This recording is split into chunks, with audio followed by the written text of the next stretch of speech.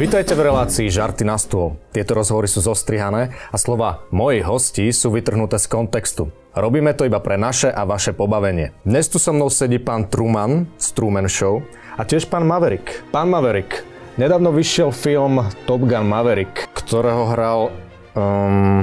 Áno, Tom Cruise. A videl som tiež film Maverick z 94., ktorého hral Mel Gibson.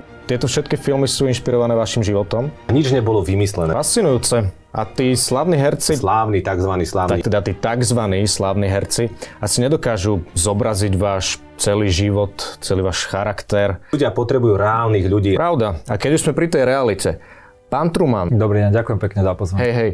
Je pravdou to, že si myslíte, že nič okolo vás nie je skutočné? Samozrejme, my sme vôbec... Že celé mesto sú iba kulisy a všetci ľudia okolo vás sú len herci? Áno. To je ináč tiež mimochodom veľmi úsmevné. Podľa vás si to pán Truman vymyslel? To sa nám zhodneme, všetci traja. No, všetci traja asi nie.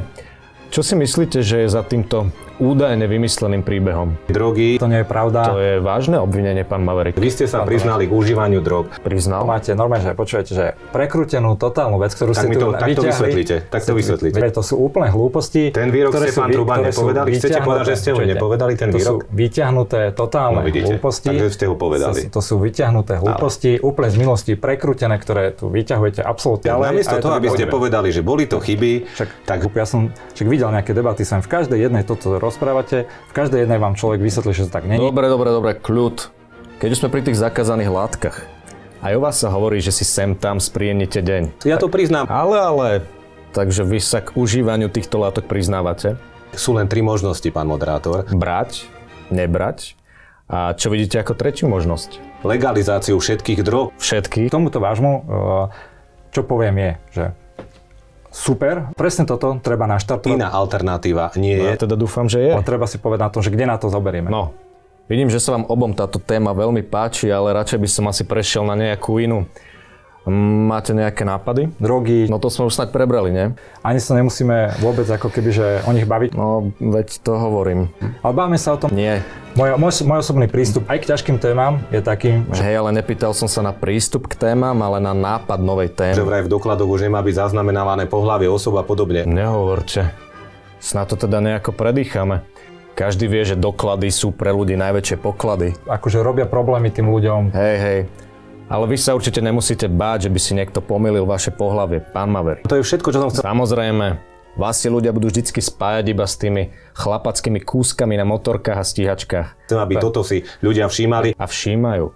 Na vašom mieste by som si z tých dokladov bez pohlavia nerobil hlavu. Treba povedať tak, samozrejme. A ak môžem, takú súkromnejšiu otázku na takého frajera, ako ste vy.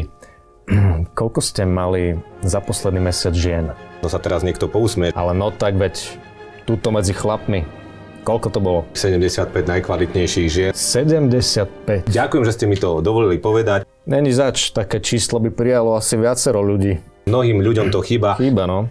Minimálne nám dvom určite. Pán Truman, čo vy a ženy? Nechcem ísť do tejto debaty. Viete, že poviem tom čísle ani ja? Koľko to vlastne bolo? Obrovské množstvo. Nechajme to. Hej, je to trochu frustrujúce. Debata skončila. Tu nemáme o čom debatiť. Súhlasím. Debata skončila. Ja som len odpovedal na otázku. Áno. A ja sa len rozlúčim. Milí diváci, lúčim sa s vami a vidíme sa v ďalších dieloch relácie Žarty na stôl.